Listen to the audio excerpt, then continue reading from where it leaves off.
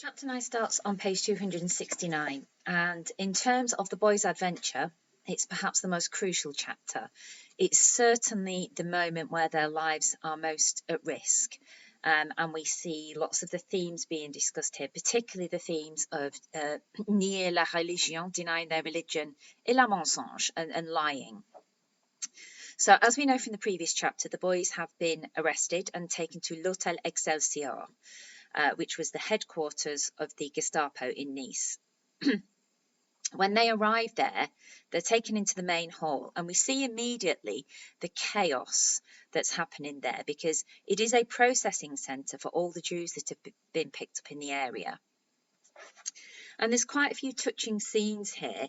There's the description of a little girl who's asleep in her mum's arms, very young children around with elderly people at the same time. There's an episode of an older lady and her husband, and their numbers are called out. And rather than railing against their fate, they seem to just accept it as if there's no other path left open to them. And Joe expresses the emotion that he's happy that at least they weren't separated. Je suis heureux qu'on ne les sépare pas. So it's chaos, but it's a very, very touching scene. And slowly the hall empties as everybody's processed and put onto the convoys to be taken off to the processing camps. One of the people who's waiting there says that they're being sent to Drancy, which, as we know, was a camp de transit, one of the transit camps. Following on from this, the boys and Ferdinand are taken off for interrogation, and Ferdinand is taken in first. He crumbles very, very quickly, admits that he's Jewish, and he's given this ticket vert, which, as we know, the green documentation was the symbol of those people who had Jewish papers or were being sent off to the camps.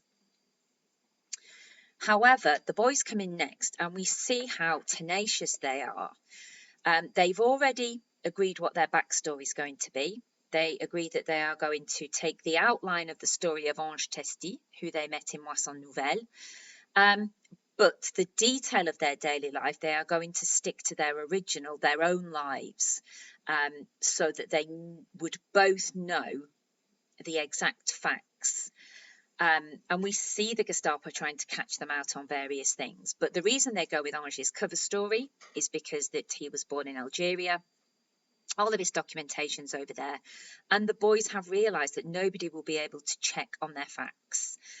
So it's a very good cover story.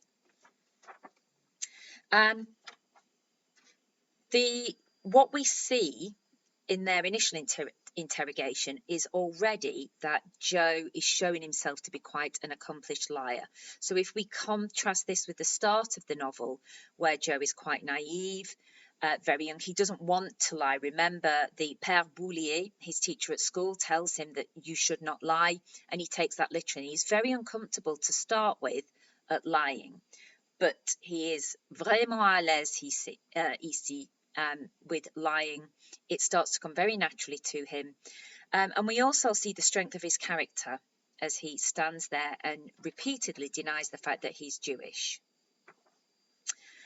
The interrogators use various, I guess, psychological techniques. They start by just throwing a question at them to catch them off guard.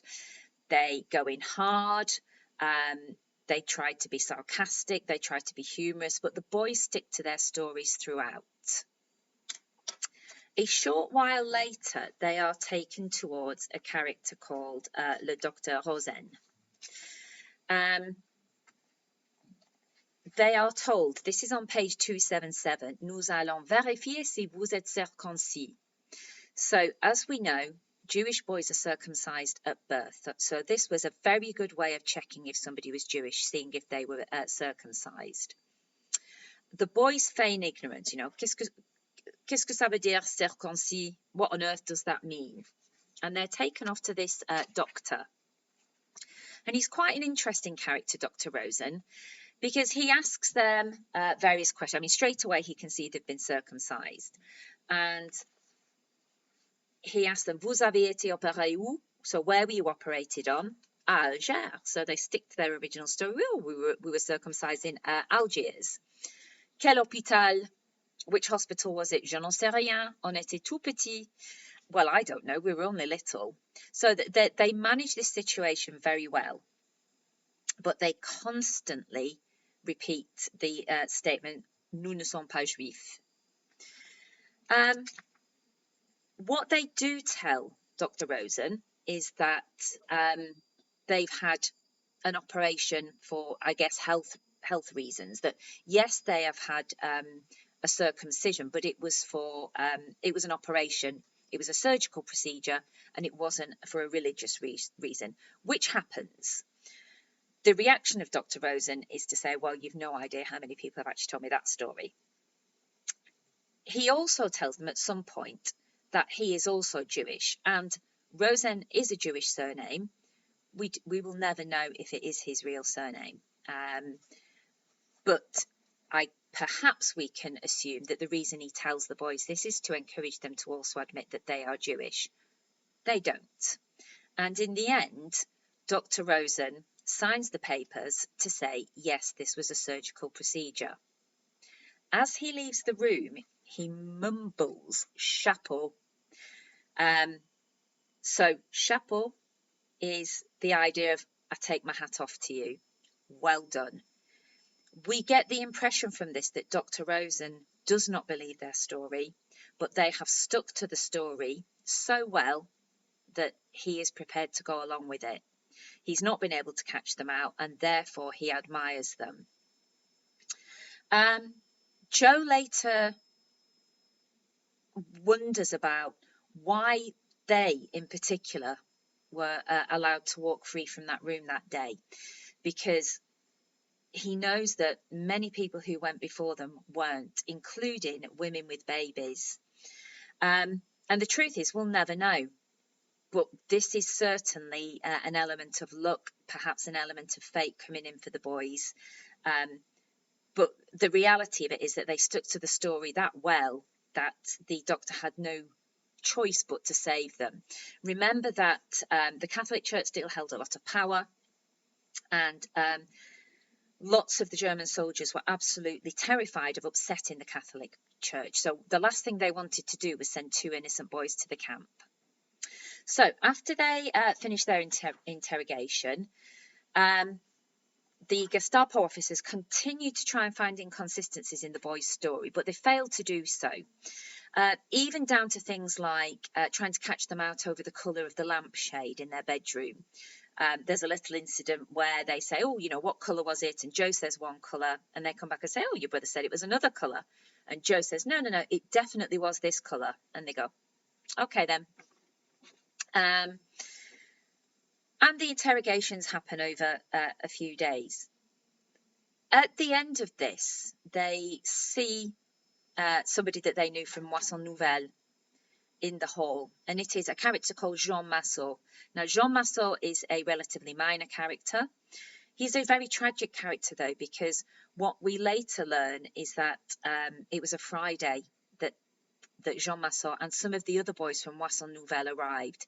It turns out that after Ferdinand and the Joffo brothers had been picked up, the Nazis had actually conducted quite a large-scale raid on the camp, and Jean Massot and others were picked up. Jean Massot is described as a large blonde boy. The boys certainly didn't think he was Jewish. Physically, he doesn't look Jewish. We assume he wasn't, although he may have been. But because he arrived on a Friday morning, before he had a chance to be interrogated, and they were filling up the numbers for the camp, Jean Massot gets sent off to a camp and is never heard of again. After this, Joe falls very, very ill, and he suffers from wild and imaginative nightmares. This is quite difficult to understand in the novel if you don't understand that it's a nightmare. And he's taken into the hospital ward. He and Maurice are separated at this point. And when he begins to recover, he discovers that he's being nursed by a lady who also says that she is Jewish. And again, we have to ask that question, do we believe her? Was she planted there to try and catch him out whilst he was weak? Or is she really Jewish? Again, we will never know, but Joe sticks to his story. And it's interesting, really, how obsessed the Nazis had become with catching out these two boys. It seems very personal, the lengths that they were going to try and catch them out. I think they'd clearly upset one of the initial interrogators. When Joe recovers, the Gestapo finally get tired of this constant circle of interrogations, denials, and so on.